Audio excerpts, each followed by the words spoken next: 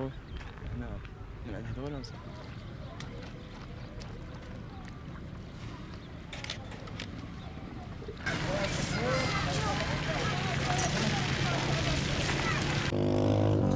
ابو احمد من دير الزور، صار لي 3 سنوات بالمخيم. رجعنا على دير الزور، قال النظام لننظفها من الالغام، بيوتنا مدمره على الارض ما ينسكن بيها بنوب، والنظام يقول لك تعال ننظفها من الالغام. وصارنا 3 سنوات بالمخيم، بيوتنا مدمره على الارض، محلاتنا مدمره على الارض، وقاعدين بالمخيم مجبورين.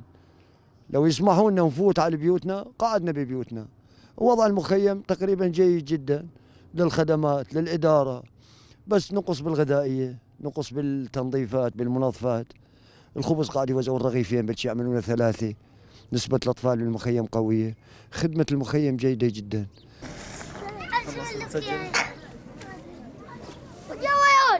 والله نتكلم عن وضع المخيم بالنسبة للخدمات.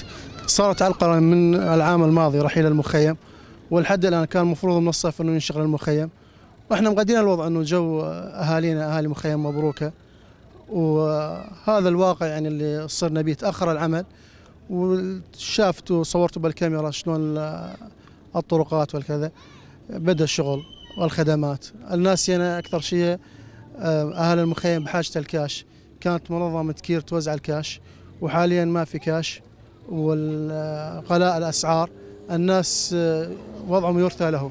الناس كلها مو بس شخص أو شخصين، كلها أوضاع أهل المخيم بالنسبة وضع مادي تحت الصفر، تحت الصفر شيء كثير مو قليل.